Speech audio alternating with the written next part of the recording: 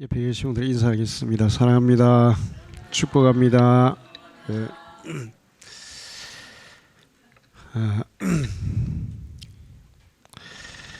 오늘 성경 말씀은 하나님이 선택한 이스라엘 백성들이 하나님이 약속한 가나안 땅에서 어떻게 살아가야 될지를 말씀하고 있습니다. 하나님께서 이스라엘 백성들에게 주시는 가나안 땅은 저렇게, 자, 거기 놔두세요. 지도. 갈릴리 호수에서 물이 흘러서 사해까지 내려오는 그런 아주 작은, 우리 사촌 또랑 정도 같은 그런 강을 요단강이라 그래요. 우리가 볼 때는 그냥 작은 시내 같은데 이스라엘은 워낙 물이 귀해서 그런지 강이라고 얘기를 했습니다. 저 강을 중심으로 서쪽 지중해가 다 있는 쪽이 가나안 땅이에요. 넘기세요. 저 가나안 땅은 저렇게 요단강이 조그만하게 흐르고 주위에 이제 산들이 펼쳐져 있습니다. 근데 산들이 우리나라처럼 이런 울창한 숲이 아니고 저렇게 황무지예요. 또 넘기세요. 어떤 곳은 저거는 이제 가나안 그 요단강에 비가 좀 많이 왔을 때 요단강이 저렇게 흘러내려가는 모습입니다. 그 다음에 또 넘기세요. 저것도 역시 비가 좀 많이 왔을 때 요단강 모습이에요. 넘기세요. 저게 이제 가나안 땅의 산지 모습인데 풀 한 폭이 없는 사막 같은 그런 곳도 많이 있어요. 또 넘기세요. 저렇게 사막처럼 산에 나무도 없고 그냥 흙만 있는 그런 땅입니다. 넘깁니다. 자, 거기에 비하면 이제 애굽 땅은 저 나일강이 흘러서 지금 파랗게 된 부분이 있죠. 저기가 나일강 삼각주라는 거예요. 우리나라에도 낙동강 하구에 김해 평야가 발달해 있고 또 한강 하구에는 김포평야, 그리고 영산강, 금강 하구에도 역시 평야가 펼쳐져 있죠. 아주 농사하기 좋은, 그냥 씨만 뿌려도 아주 곡식이 잘 자라는 비옥한 그런 땅이 애굽 땅이에요. 넘기세요. 자, 거기 애굽 땅은 저렇게 평야고 그 물이 아주 풍부한 그런 땅입니다. 계속 넘기세요. 그래서 뭐 별로 그렇게 물 때문에 신경 안 써도 되는, 이스라엘 땅은 비가 안 오면 농사를 지을 수 없는 땅이지만 애굽은 나일강의 혜택으로 비가 별로 안 와도 크게 지장이 없는 그 물이 아주 풍부하고 물되기 아주 좋은, 아까 성경 말씀에 그렇게 말씀하고 있어요. 너희가 차지하려는 땅은 애굽 땅과 같지 아니하니, 거기는 너희가 애굽 땅에서는 파종한 후에 발로 물대기를 채소밭에 물댄 것 같이 저렇게 아주 물대기 아주 좋은 그런 땅이었어요. 넘기세요. 역시 나일강 그 지역입니다. 아주 그 푸른 초장으로 이렇게 펼쳐져 있는 아주 사람 살기 편한 그런 땅이에요. 넘기세요. 자, 이제 이스라엘이 애굽에 살 때는 크게 어려움 없이, 이제 물론 애굽에 노예 생활을 했지만 먹고 사는 데는 크게 지장이 없는 그런 곳에서 살았어요. 그런데 이제 이스라엘 백성들이 들어가서 살 가나안 땅은 하나님께서 젖과 꿀이 흐르는 풍요로운 땅이라고 말씀하셨어요. 근데 하나님이 그렇게 말씀하셨는데 실제로는 가나안 땅은 산지가 많고 아주 깊은 계곡이 있고 그리고 사막 지역이 있고 좀 비옥한 곳이라고 할 수 있는 것은 이제 이스라엘에 지금 있는 팔레스타인 하마스하고 전쟁하는 지역이 있죠. 그쪽만 이 평야 지역이고 좀 사람 살기가 편한 지역이고 나머지는 사람 살기가 별로 좋지 않은 그런 지역이에요. 그럼에도 불구하고 하나님은 그 땅을 젖과 꿀이 흐르는 아주 살기 좋은 땅이라고 말씀하셨어요. 그런데 이제 이 가나안 땅이 실제로는 그렇게 황무지 같고 산지고 또 그 비가 오지 않으면 이 농사를 지을 수 없는, 그 비가 와도 이렇게 산지가 되어 있기 때문에 다 물이 흘러내려가 버리는 거예요. 그런 땅인데 왜 하나님이 그곳을 젖과 꿀이 흐르는 풍요한 땅이라고 하셨을까? 그것은 이집트는 사람들이 하나님 별로 신경 안 써도 살아가는데 별 문제가 없는 그런 땅인데, 가나안 땅은 하나님께서 하늘에서 돌봐주지 않으면 살아갈 수 없는 그런 땅입니다. 그렇지만 하나님이 돌봐주시면 애굽 그 나일강 삼각주보다 더 살기 좋은 땅도 될 수 있는 그런 땅이라는 거예요.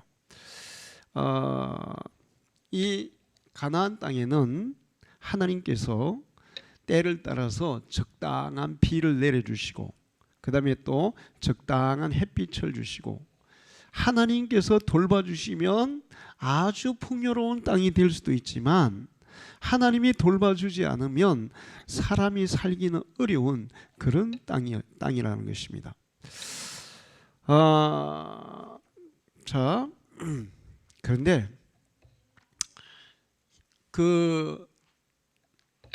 이 하나님이 말씀하실 때 애굽 나일강 유역은 정말 살기 좋은 땅이었어요. 이스라엘 땅은 정말 어떻게 보면 굉장히 살기 불편한 그런 땅이었어요. 그런데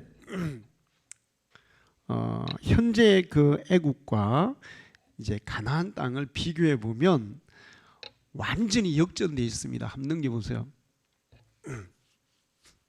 자, 저기는 어디냐 하면 이스라엘 가나안 땅인데 이제 그 사막 지역이에요. 이스라엘의 사막 지역. 이스라엘 땅인데 시나이 반도 쪽에 사막 지역이에요. 근데 이스라엘은 저기를 개발해 가지고 저렇게 야자수 나무를 아주 무성하게 심어놨어요. 저 정도가 또 안에 또 넘겨보세요. 저기는 이스라엘이 개간한 사막 지역에 개간한 농토예요. 엄청나죠? 또 넘기세요. 저렇게 이제 스프링클러를 통해서 물을 계속 공급해 줍니다. 또 넘기세요. 그리고 또 저렇게 농촌 마을을 정말 멋있게 잘 가꿔놨어요. 자, 지금 이스라엘 땅이 저래요. 또 넘겨보세요. 이스라엘에서 나오는 과일들이에요. 어때요? 엄청나죠? 자, 지금 이스라엘은 세계에서 제일 농업이 발달한 나라입니다. 그래서 농산물 수출을 엄청나게 많이 하는 나라예요. 전 세계에 많은 농업을 하는 사람들이 가서 농사법을 배우는 나라가 이스라엘이에요. 저기 온갖 과일들이 다 있죠. 또 넘기세요. 보세요. 어마어마해요. 그냥 온갖 과일들이 얼마나 풍성한지 몰라요. 애굽 땅은 밀이라든지 그런 곡물 중심의 농사를 지을 수 있는 땅입니다.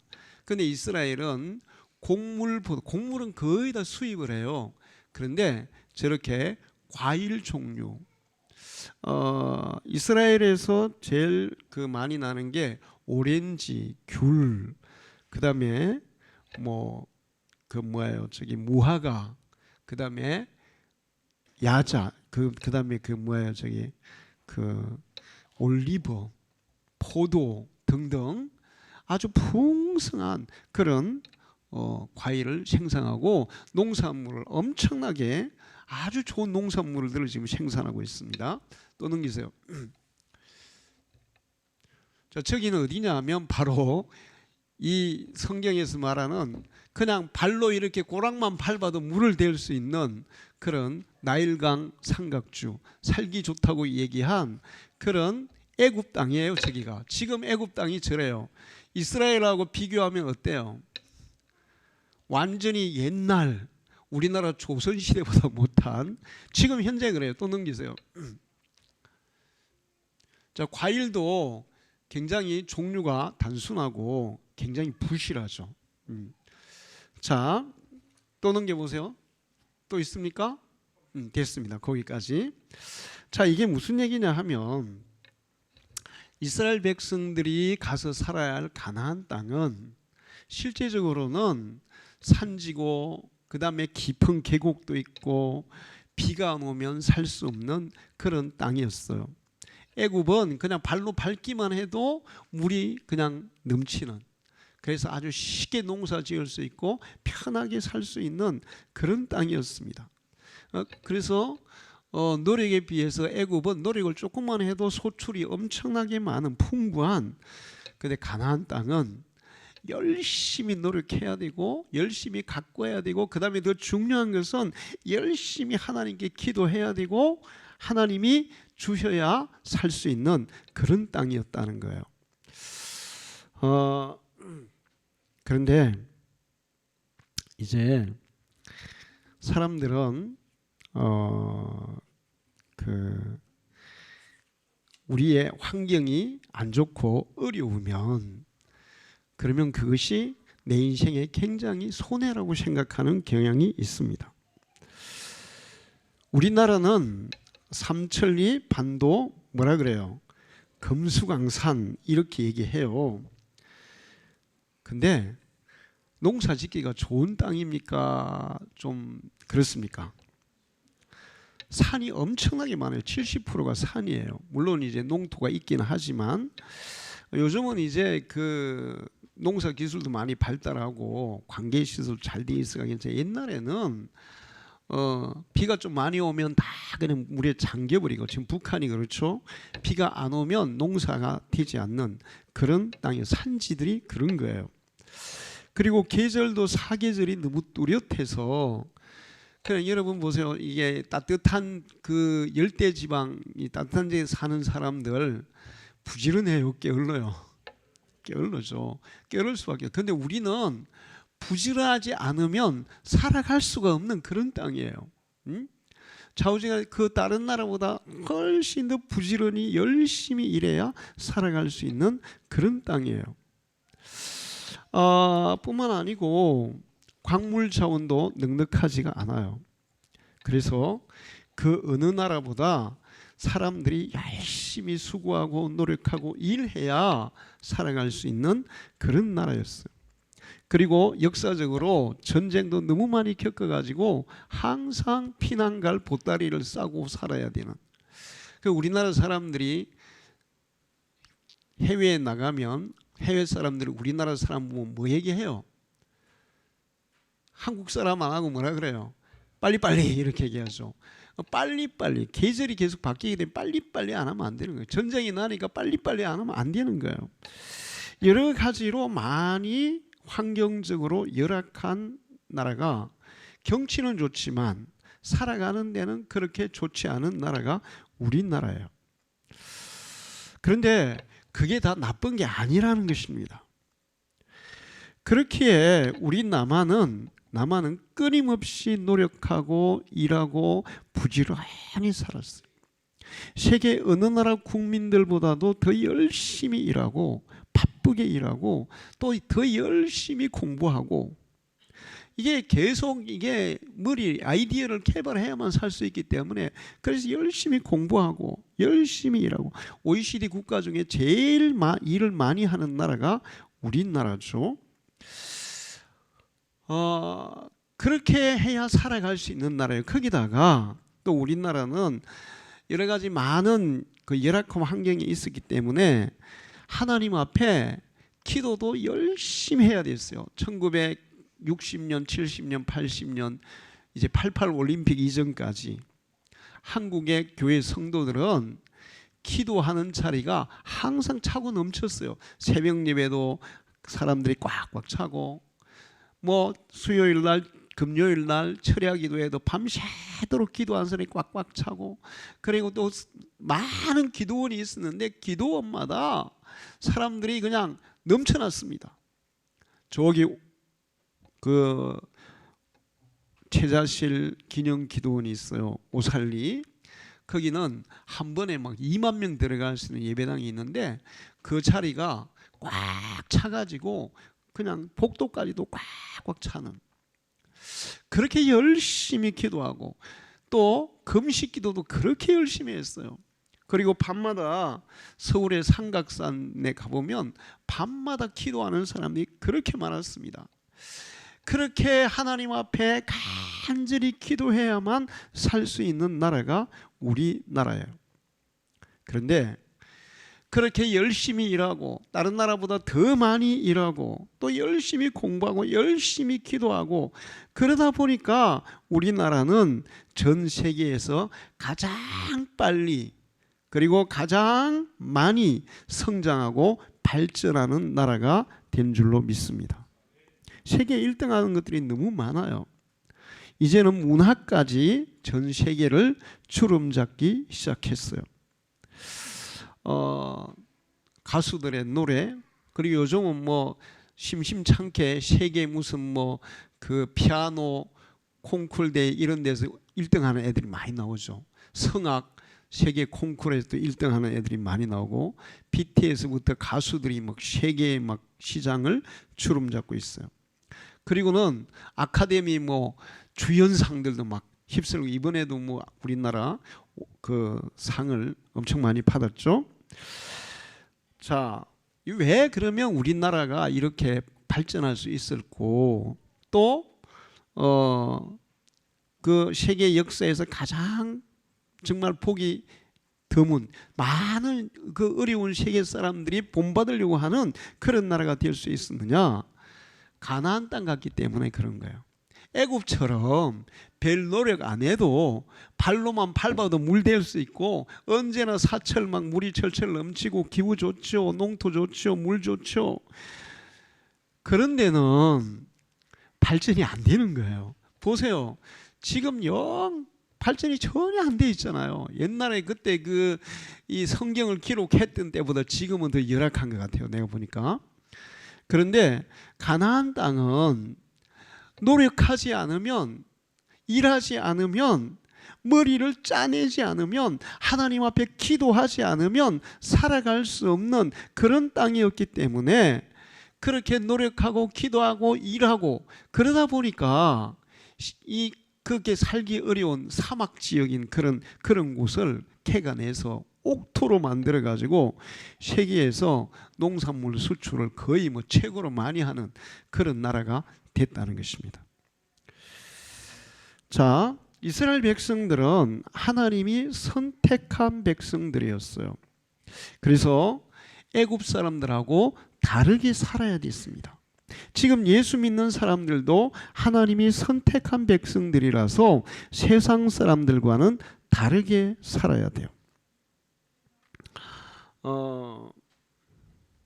이스라엘 백성들이 가나안 땅에서 그들이 어떻게 살아가느냐에 의해서 가나안 땅은 황무지가 될 수도 있고 젖과 꿀이 흐르는 비옥한 땅이 될 수도 있었던 거예요.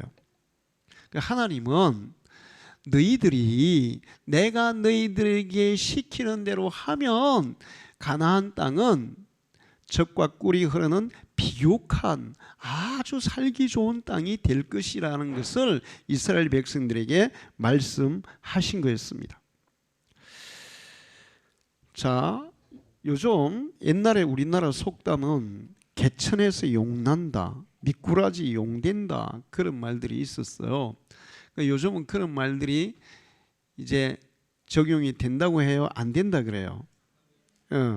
그 옛날 말이 돼버렸어요.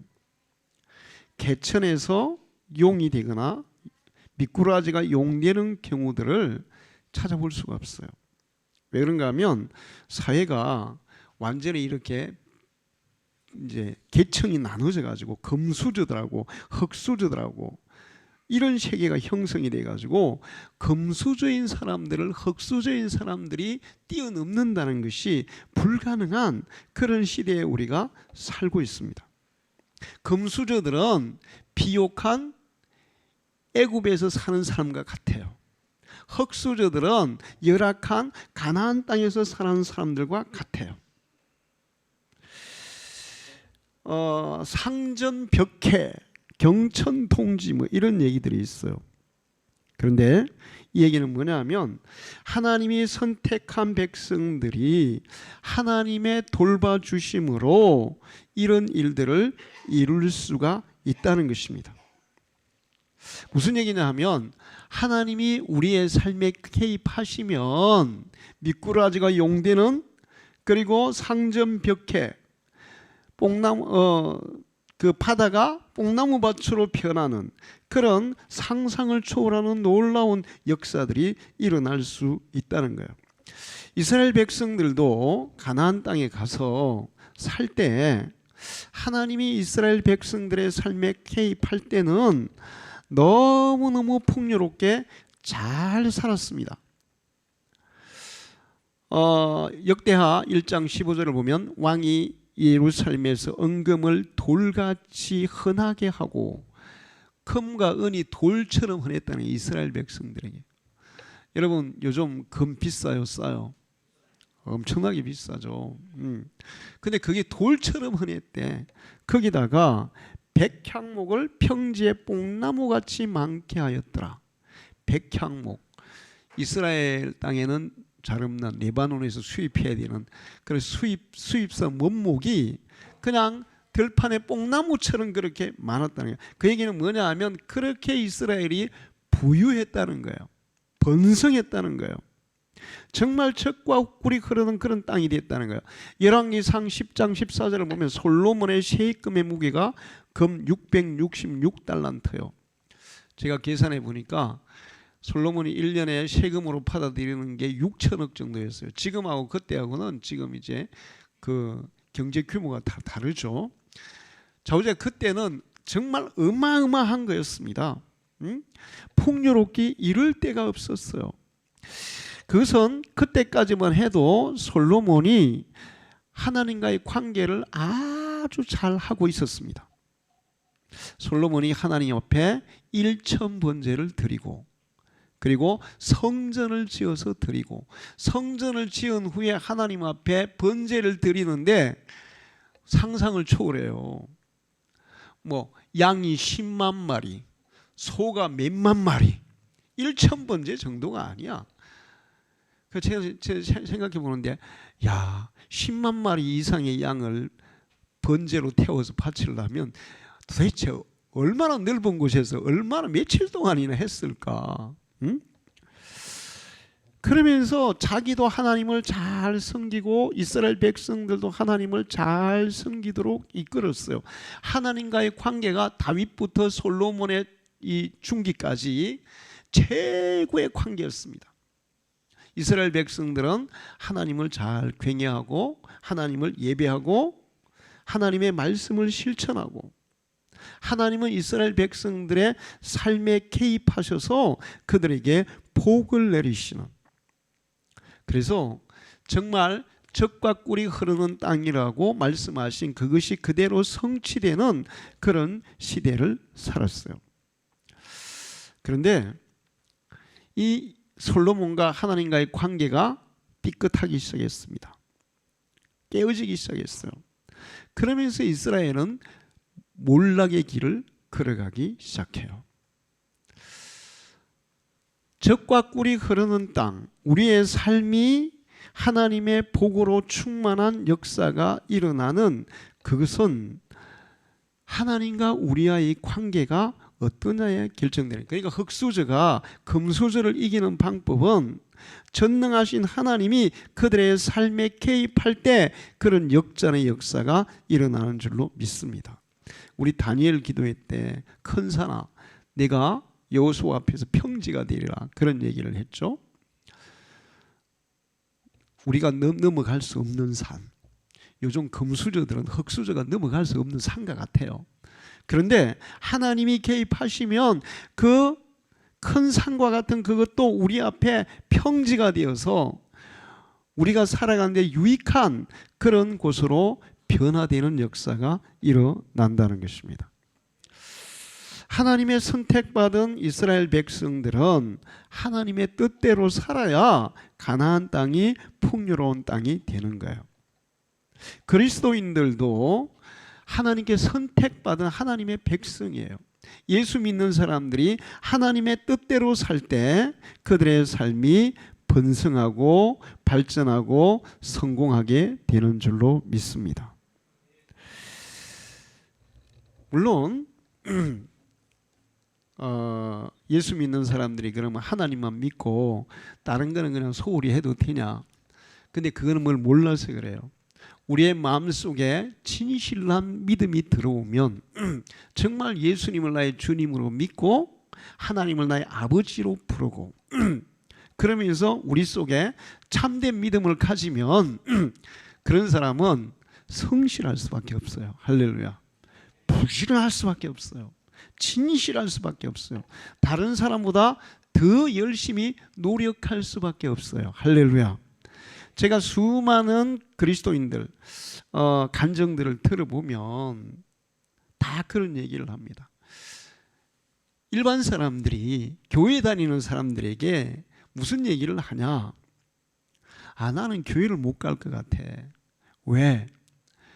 저 사람들 너무 부지런하게 살아서 난 따라갈 수가 없어. 왜 그런가 하면 새벽에 가서 막 기도하죠. 그리고 회사 가서 일도 막 열심히 하죠. 안 믿는 사람은 더 열심히 하거든. 그 다음에 일만 열심히 또 저녁에 가서 또 기도하죠. 금요일 날은 밤새 막 기도하죠. 주일 날 하루 종일 교회에서 살죠. 그런데도 또 열심히 또 일하거든. 그리고 또 예수 잘 믿는 사람들이 공부도 또 열심히 하거든. 제가 보면 정말 믿음을 가진 학생들은 부모들이 공부하지 말라 그래도 하게 되어 있어요. 할렐루야.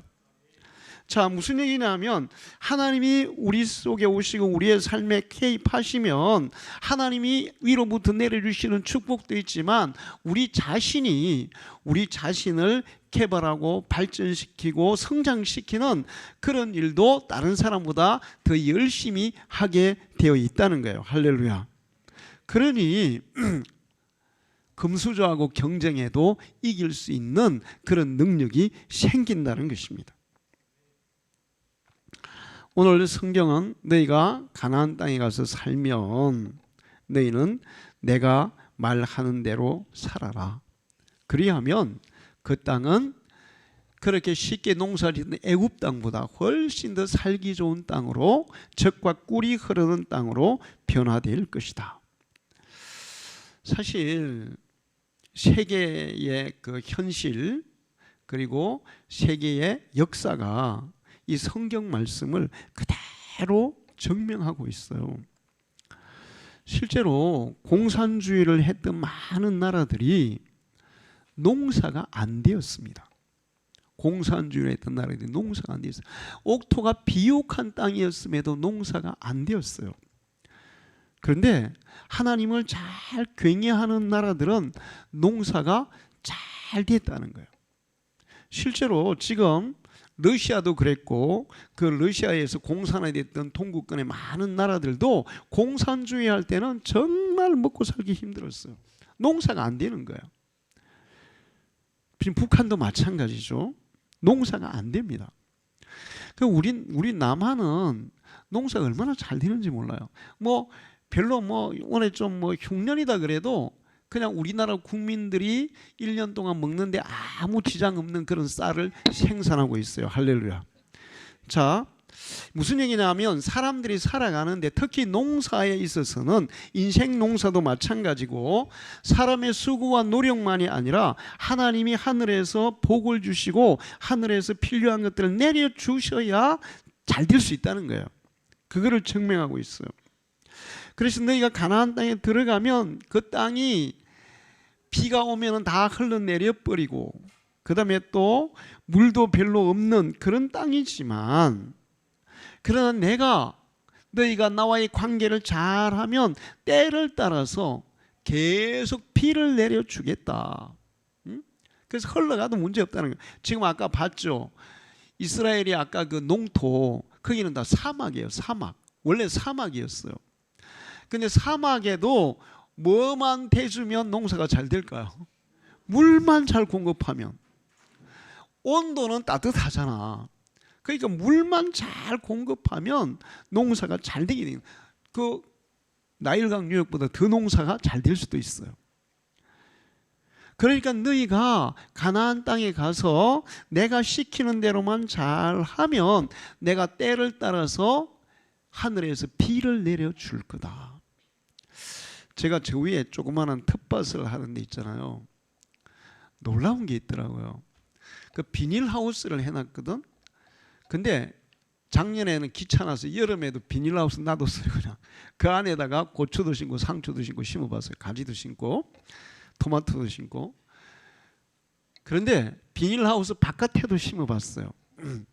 그 비닐하우스 안에는 비가 와도 비가 맞아요, 안 맞아요? 안 맞으니까 제가 수돗물을 이렇게 가져다가 줬습니다. 근데 밖에 있는 게 잘 자랄까요? 하우스 안에 있는 게 잘 자랄까요? 밖에 있는 게 훨씬 튼튼하게 자라요. 하우스 안에 거는 키는 큰데 비실비실해. 키는 큰데 키는 엄청 크더라고. 근데 이 그 줄기 같은 게 있잖아요. 약해요. 그리고 열매도 많이 안 맺어. 물이 굉장히, 그러니까 하늘에서 내리는 비 있잖아요. 그 비에 이 야채라든지 곡식이 자랄 수 있는 영양가가 다 들어있는 거예요. 할렐루야. 수돗물만 줘가지고 안 되더라고요. 수돗물에는 영양가가 없나 봐 별로. 그러니까 너희가 가나안 땅에 가서 내가 그 황폐한 땅이고 언덕이 산이고 막 그런 데지만 때를 따라서 계속 하나님이 하늘에 비를 내려주시면 곡식이 잘 될 수 있겠어요, 없겠어요? 잘 될 수 있는 거예요. 그 다음에 그 땅은 이렇게 밀이라든지 보리라든지 뭐 이런 그 곡물 농사에는 좀 부족하지만 대신에 이런 산지에는 뭐가 잘 되겠어요?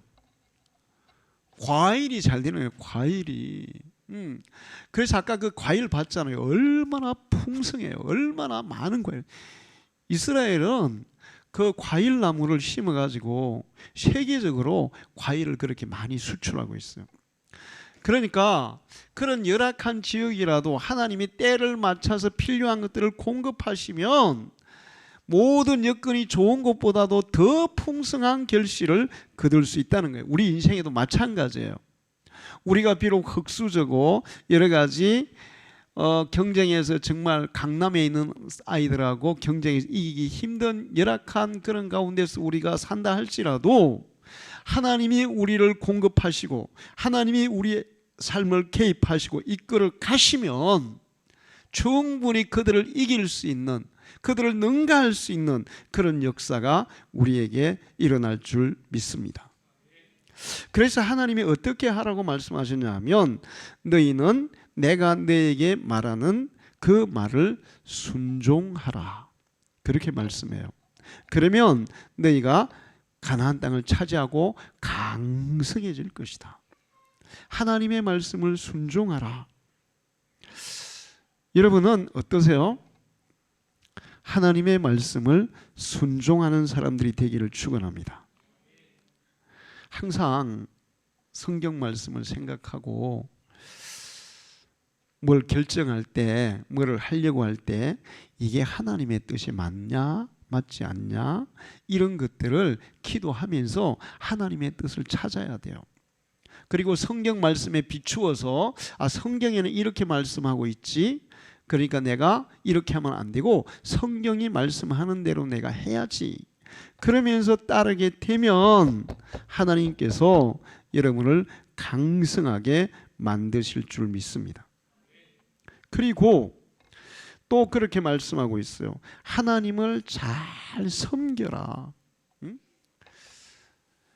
이 사람들은 종교에 대해서 오해해요. 일반 종교는 자기가 믿는 신을 섬기는 게 아니라 믿는 신을 자기의 편리에 의해서 이용합니다. 그래요, 안 그래요? 일반 종교는 다 그래요. 종교 대상이 있으면 그 신을 이용해 가지고 자기의 이익을, 자기의 문제를 해결을 받으려고 하는 거예요. 신을 섬기지는 않습니다. 여러분, 굿하는 사람들이 그 신을 섬겨요? 아니면 이용해요? 이용해요. 다른 종교도 다 마찬가지예요. 그런데 하나님은 이용의 대상이 아니라 섬겨야 하는 대상이에요. 할렐루야. 하나님은 잘 섬겨야 돼요. 하나님은 살아계신 분이고 인격적인 분이고 이 우주 만물을 창조하신 분이 우리의 그 아버지가 되시는 그런 분이에요. 자녀가 부모를 섬겨야 하듯이 하나님을 섬겨야 돼요. 하나님을 우리가 어떻게 섬깁니까? 부모는 뭐 용돈도 드리고 맛있는 것도 사드리고 구경도 시켜드리고 좋은 옷도 사드리고 좋은 집도 사드리고 뭐 그렇게 할 수 있어요. 근데 하나님은 뭐 집을 사드릴 수 있습니까? 옷을 해드릴 수 있습니까? 구경을 시켜드릴 수 있습니까? 하나님을 잘 섬기는 첫 번째 방법은 예배 드리는 거예요. 할렐루야. 예배 드리는 거. 아까 얘기했죠. 솔로몬이 처음에 하나님 앞에 뭘 드렸다고? 1,000번제를 드렸어요. 1,000 예배예요. 1,000 예배. 성전을 건축하고 나서는 10만 마리, 몇만 마리 이렇게 제사를 드려서 며칠 동안 막 쉬지 않고 계속 밤낮으로 막. 성경은 우리에게 말씀합니다. 하나님이 기뻐하시는 거룩한 산 제사를 하나님 앞에 드려라. 하나님은 이렇게 자기에게 예배하는 자들을 찾으신다. 우리가 하나님을 섬기는 가장 중요하고 첫 번째 되는 것은 하나님을 예배하는 게 하나님을 섬기는 거예요. 할렐루야. 여러분, 하나님을 예배하는데 소홀하지 마시기를 축원합니다. 그게 여러분의 인생을 비옥하게 하고 풍요롭게 하고 번성하게 하는 비결이에요. 비법이에요. 그리고 하나님 앞에 예수님이 이렇게 말씀하셨어요. 그런즉 너희는 먼저 그의 나라와 그의 의를 구하라. 그리하면 이 모든 것을 너희에게 더하시리라. 먼저 하나님의 뜻, 하나님이 원하시는 것을 먼저 하라는 거예요. 여러분이 원하는 걸 먼저 하지 말고 하나님이 원하는 걸 먼저 해봐라. 그러면 너희에게 필요한 것들은 내가 다 더해 줄 것이다. 할렐루야. 자, 여러분, 예수 우선으로 살아가기를 축원합니다. 예수 믿는 사람이 예수 우선이 돼야 돼요. 아니, 목사님 예수 우선으로 살고 어떻게 하라고? 제가 살아보니까 예수 우선으로 살면 하나님이 우리를 100% 책임을 져요. 할렐루야. 내 우선으로 살면 하나님이 이렇게 해요. 그래, 뭐 네 해봐라. 그냥 내 가만히 있을게. 하나님이 뒷짐지고 그래, 네가 해봐라 그래요. 근데 이게 안 되는 거야. 근데 예수 우선으로 살면, 하나님 우선으로 살면 하나님께서 여기 내 눈이 항상 내 위에 머물러 있을 것이고, 할렐루야. 항상 딱 지켜보시면서 제가 뭐가 필요하지? 나는 필요한 거 모를 수도 있어요. 근데 하나님은 내가 필요한 거 아시고 때로는 내가 기도하지 않은 것까지도 책임져 주시는 거예요. 우리 방주교회 성도들은 예수 중심, 예수 우선으로 살아가기를 축원합니다. 그래야 여러분이 사는 그 삶이 젖과 꿀이 흐르는 가나안 땅이 되고 여러분의 삶이 풍성하고 부유하고 번성하게 되고 우리가 비록 이 김해 생림에서 살아도 서울의 강남 사람들과 경쟁해도 이길 수 있는 그런 하나님의 복을 누리는 자가 될 줄 믿습니다. 보세요. 지금 애굽하고 이스라엘하고 비교하면 어때요? 누가 잘 살아요? 이스라엘이 훨씬 잘 살아요. 응? 훨씬 잘 살아요. 윌리엄 로젠버그라는 사람이 로젠버거. 근데 이 사람이 무슨 사람이냐면 던킨 도너츠를 창업한 사람이에요. 어릴 때 1916년도 출생인데 14살 때 미국에 대공황이 왔어요. 그래서 중학교를 거의 중퇴하고 고등학교를 못 가고 이제 가서 일을 해서 일주일에 20달러를 벌어가지고 가족들을 부양했습니다. 뭐 실직자가 너무 많으니까 지가 일을 해서 고등학교도 못 가고 고등학교 될 때부터 일을 해서 가족들을 부양했어요. 그런데 그렇게 고등학교도 못 가고 그냥 이제 점원 비슷하게 들어가서 일을 하면서도 하나님을 예배하는 일은 절대로 빠지지 않았어요. 할렐루야. 그 20달러밖에 못 받지만 11조는 철저히 하나님 앞에 드렸대요.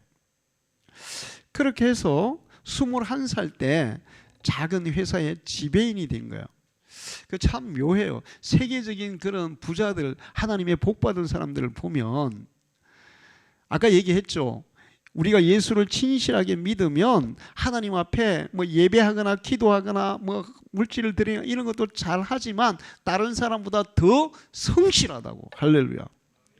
예수를 잘 믿으면 더 성실할 수밖에 없는 거예요. 더 열심인 거예요. 그렇게 하다 보니까 21살에 지배인이 된 거예요. 다른 사람보다 뭐 성실이라는데 요셉도 막 성실하게 열심히 하니까 어때요?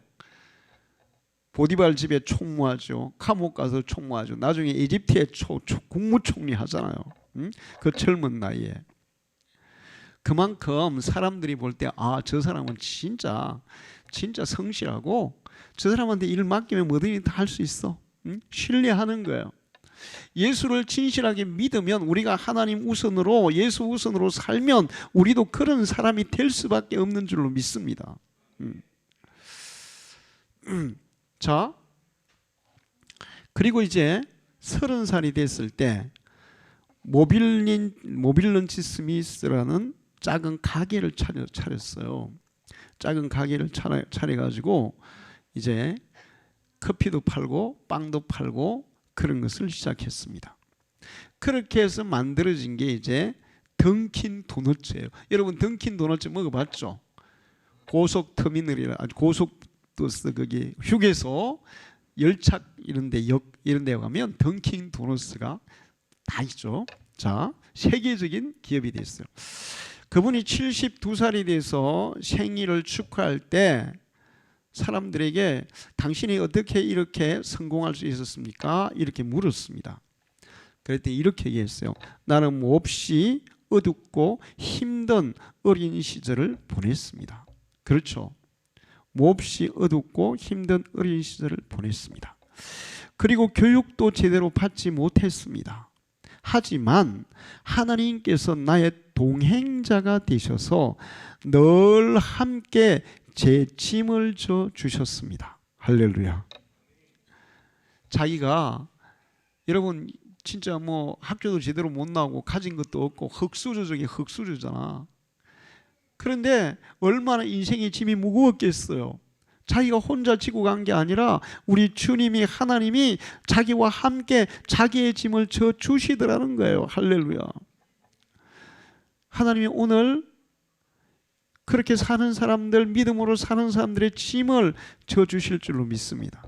수고하고 무거운 짐진 자들아 다 내게로 오라. 내가 너희를 쉬게 하리라.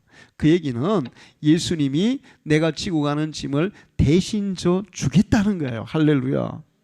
그래서 힘을 얻을 수 있는 거예요. 자, 그리고 그분이 창조한 세계에서 직접 보고 듣고 경험하며 지금까지 실로 많은 것을 배우게 하셨습니다. 내가 하나님과 그런 깊은 영적인 교제를 나누면서 하나님을 예배하면서 그분의 말씀을 통해서 정말 많은 것들을 배우고 경험했어요. 그래서 성공은 지식이 아니라 하나님과의 관계의 태도에 달려 있다고 생각합니다. 할렐루야. 자, 이스라엘 백성들이 세계에서 제일 창조적이죠. 지금도 그래요. 지금 좀 하마스하고 전쟁하는 거 좀 마음에 안 들어요. 솔직히 너무 그냥 인정사정 없이 매몰차게 막 하는 거 마음에 안 들어요. 그러나 역사를 보면 세계에서 가장 창조적으로 사는 사람들이 이스라엘 백성들이에요. 그들에게는 비록 그들이 하나님을 거역해서 나라가 망하고 전 세계로 막 흩어지고 쫓겨다니고 그랬지만, 흩어진 이후에는 성경에도 되어 있어, 너희가 나를 거역해서 너희 땅에서 쫓겨나면, 전 세계로 흩어지면 그때는 나를 찾을 거야. 하나님이 그렇게 얘기했고, 이스라엘 백성은 흩어져서 그때 가서 정말 힘들고 고통 가운데서 간절히 하나님을 찾았습니다. 하나님의 말씀대로 살려고 많이 애를 썼어요. 세계에서 가장 창조적이고 창의적인 사람들이 된 거예요. 농업만 잘하는 게 아니라 지금은 기술도 세계적이에요. 사실 이스라엘이 그 작은 땅, 인구도 얼마 안 되는데 지금은 전쟁하는 거 보세요. 다른 나라들이 상대가 돼요, 안 돼요? 상대가 안 돼요. 그렇게 막 잔인하게 죽이는 게 잘한다는 게, 그건 잘못하는 거야. 그런데 기술적으로, 그 다음에 경제적으로 당할 나라들이 없는 거예요. 하나님과의 관계, 하나님과의 태도에 의해서 우리의 인생이 결정된다는 거예요. 여러분은 이 말씀을 기억하고 살아가기를 바랍니다. 여러분의 인생이 아무리 그런 황무지 같고 흙수저고, 그 다음에 정말 살기 너무나 힘들고, 그 다음에 무거운 짐을 지고 있고 그렇다 할지라도, 하나님이 여러분을 지켜보고 계시고 여러분의 인생에 개입하신다면 그 모든 것들이 도리어 우리에게 유익하게 작용하는, 그래서 우리를 더 발전시키고 더 훌륭하게 만들고 우리의 삶을 더 부유하게 만드는 그런 도구로 작용할 줄 믿습니다. 하나님이 우리를 끌어주시고 우리의 짐을 져주시고 우리에게 창의적인 아이디어를 주시고, 그리고 우리가 다른 사람보다 더 성실히, 더 진실히, 더 열심히 노력하게 만드시고, 그래서 반드시 하나님이 약속하신 이 복을 누리게 될 줄 믿습니다. 우리 방주교회 성도들이 그 애굽 사람들처럼 살지 말고 가나안 땅에서 그 황무지를 개간해서 옥토로 만들고 나그네로 만드는 그런 믿음의 백성들처럼 살아가기를 축원합니다. 기도하겠습니다. 하나님 아버지, 오늘도 저희들을 죄제단에 불러주시고 귀한 말씀을 주셔서 감사합니다. 우리가 살아가는 이 세상은 정말 어떤 사람은 애굽의 나일강에 정말 편안하게 또 안락하게 살아갈 수 있는 여건이 있는 사람도 있지만, 어떤 사람은 열악한 환경 가운데서 정말 힘들게 살아가는 사람도 많습니다. 그러나 우리의 환경이 아무리 열악하고 또 황무지 같다 할지라도 우리가 하나님을 굉해하며 하나님의 말씀을 따라 믿음으로 살아간다면 우리의 그런 열악한 환경이 도리어 우리에게 큰 유익을 주는 도구로 될 줄 믿습니다. 그리고 하나님이 우리를 축복하실 때 우리가 그 모든 것들을 뛰어넘어 좋은 환경에 있는 사람들보다 더 좋은 인생의 결과를, 인생의 열매를 또 거두게 될 줄 믿습니다. 우리 방주교회 성도들이 하나님과의 관계를 좋게 해서 하나님이 우리를 도우시고 우리를 축복하시고 뿐만 아니라 그 믿음으로 인하여 더욱더 성실하고 진실히 더 부지런히 살아가서 놀라운 정말 젖과 꿀이 흐르는 그 가나안 땅의 풍요로움을 누릴 수 있는 믿음의 사람들 되게 해 주옵소서. 예수님의 이름으로 기도하옵나이다. 아멘.